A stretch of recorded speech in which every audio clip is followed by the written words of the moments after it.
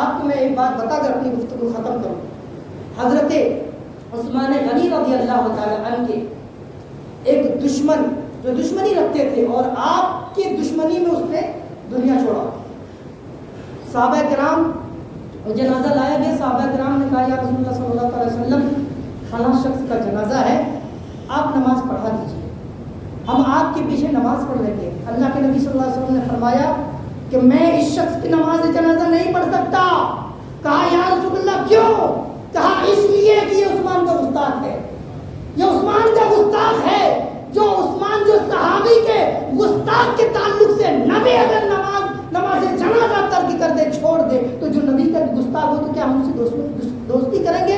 اس سے دوستی کریں گے؟ ہرگز نہیں. اس لیے کہ وہ نبی کا بھی گستاخ ہے, صحابہ کا بھی گستاخ ہے. حقیقت مانو میں کہیں سے میں ایسے ویسے لفاظی کی بات نہیں کر رہا ہوں. اگر میں ہمیشہ کہتا ہوں اور میں ببانگے دوہل اعلان کر کے چیلنج کے ساتھ کہتا ہوں, اگر کسی کو ضرورت پڑے تو اپنا کاشانہ لے کے آ جانا, ہم کتاب تمہارے سامنے پیش کر رہے ہیں. اب وہیں پہ لیاقت و صداقت کی بات ہوگی کہ تم اس حدیث پر یا کچھ اس قرآنی آیات پر تم اپنا موقف پیش کرو گے, ہم اپنا موقف پیش کریں گے. تم اس پر کیا دلیل دیتے ہو, ہم کیا دلیل دیتے ہیں. ڈرنے کی بات نہیں, ڈر کر کے جینا مت سیکھیے, حوصلہ رکھیے, بلند مقام کو حاصل کیجیے. ہم سنی صحیح العقیدہ کہیں اس طریقے کا اپنے ایمانی جذبہ کو تیار کیجیے, کہیں پہ کھڑے ہوئیے, ایک نعرہ لگائیے, 1000 آدمی آپ کے نعرے کے ساتھ لبیک کہتا ہوا نظر آئے. آج وہ دن دور بھی نہیں ہے, آپ نے بھی دیکھا ہوگا, ایک فرد واحد, ایک مرد مجاہد بمبئی سے ایک نعرہ لگایا, 82,800 کچھ صرف گاڑیاں تھیں, اس کے بعد 11,000 کچھ اس طریقے سے بہت سارے گاڑیاں سپاہی, اگر ایک گاڑی کے ایک 2 آدمی کو جوڑ لیا جائے تو کتنا ہوگا.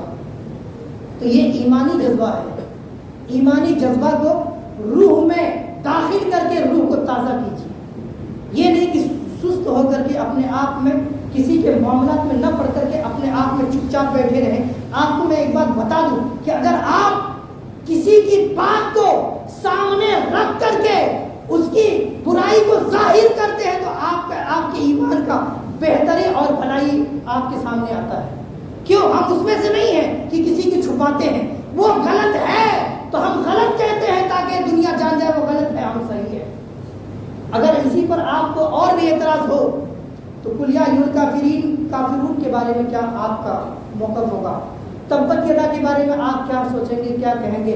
بے شمار سورۃ المنافقون جو قرآن پاک میں اللہ رب العزت نے نازل فرمایا, اس کے بارے میں آپ کا کیا خیال ہوگا؟ مطلب خیال کو خام رکھیے, چھوڑ دیجئے. جو رب کے رسول نے ہمیں عطا کیا ہم اس پر چلیں گے انشاءاللہ تعالی. ہم اسی پر چلیں گے اور ہم اہل سنت والجماعت ہے, صحیح العقیدہ سنی ہے. اللہ کریم سے دعا ہے کہ ہماری اسی عالم میں اسی سنی صحیح العقیدہ کے مسلک و مذہب پر رب قدیر میری روح نکلے. اسی دنیا میں کچھ نہ چاہیے. اگر دنیا میں کوئی دولت کوئی نعمت ملے تو بس یہ کہ مسلک اعلیٰ حضرت اور تمام بزرگان دین کے ماننے والے رہیں, کسی کے گستاخ نہ رہیں اور مسلک اہل سنت پر روح.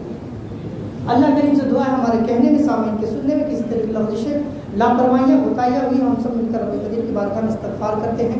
استغفر اللہ رب العزت و اتوب الیہ.